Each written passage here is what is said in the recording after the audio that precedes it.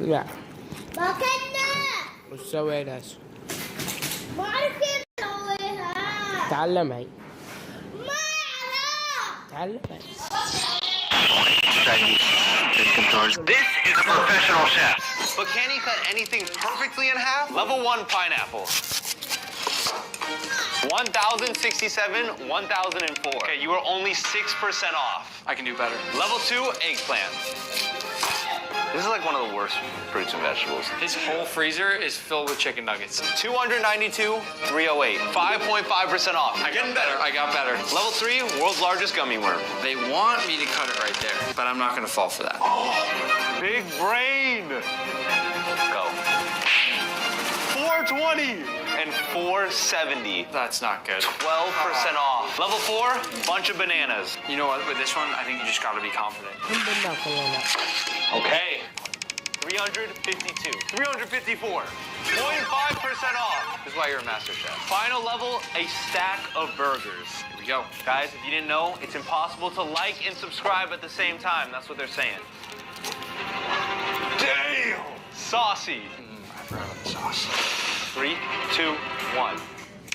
298. 298! This is... The marks on my head were actually crooked. When the store owner noticed it, I explained that I had just flinched during the branding. But when I stepped outside, I quickly straightened them because I was actually a fake monk. To infiltrate the Shaolin temple, I set up a tea stand where monks often travel. A passing monk quickly gave in and drank it all, but I had secretly mixed laxatives into it. Soon, the medicine kicked in, and he desperately started looking for a bathroom. I immediately grabbed his stuff, planning to blend in with other monks. But when I finally arrived at the temple, the guards noticed my awkward walk, and since I didn't know even the names of the chambers, I was quickly exposed. Threw me out immediately. Later that day, I learned that new disciples would arrive at the temple the next morning. Realizing it was my only chance, I bought a wig to disguise myself as one of the applicants. Before entering Shaolin and learning Kung Fu, every disciple had to pass 3...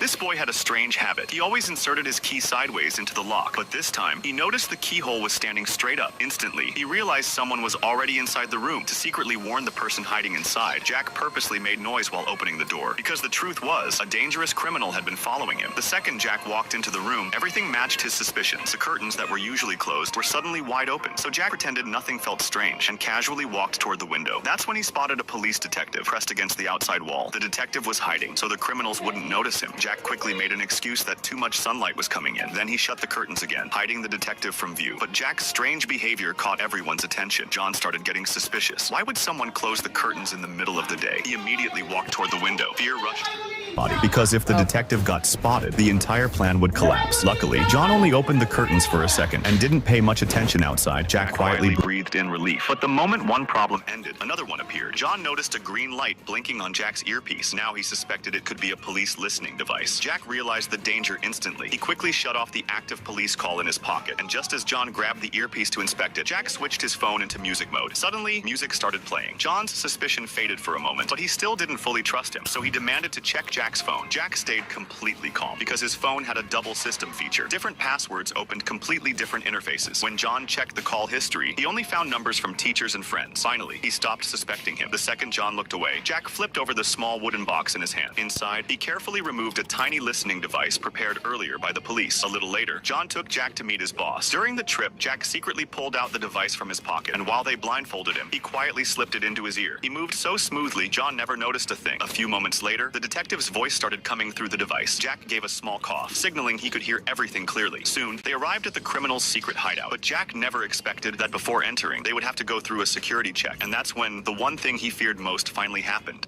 This boy had a Every day the boy had to climb 150 floors. He did it all just to earn his father's reward. But one day, he only made it to the 148th floor. His father saw it and exploded, calling him useless. Then in rage, he lifted his leg and shoved the boy hard down the stairs. The father slowly walked downstairs afterward. When he saw his son lying on the ground bleeding heavily, he showed no emotion and did not try to help. He waited until he was sure the boy was no longer breathing. After making sure there were no cameras around, the father quickly left the scene. Not long after, a passerby found the boy and rushed him to the hospital. hospital. After several days of emergency treatment, the boy finally woke up. Police asked him how he got injured. The boy pointed at his father. His hand trembled slightly as he spoke. That single gesture hit like a bombshell, shocking everyone in the room. The father instantly became the prime suspect. He was taken to the station for questioning, but he shouted that he was innocent and claimed his son was lying. He gave a different version of events. He admitted that he did climb stairs with his son that day, saying he exercised with him every day to help him lose weight and always encouraged him from behind. But halfway through, he received a call from a friend. His friend invited him to dinner at a hotel, so he told his son to go home first and left in a hurry. Police did not believe it at all. They thought a 12-year-old child would never falsely accuse his own father. The female detective went to the boy's mother for more clues, but the mother looked visibly nervous and mentally unstable. When asked what she thought about the child's statement, she insisted her son would never lie and said he had always been well behaved. The next day, police found something on neighborhood surveillance. A boy from next door was seen carrying a dog into the elevator. The timing and floor matched the incident exactly. They thought this neighbor boy might know something and decided to question him. The boy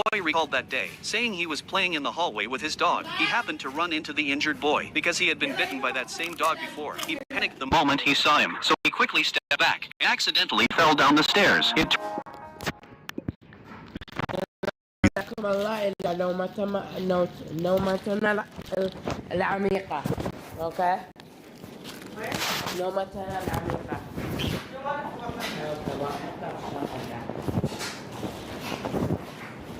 يلا تعال.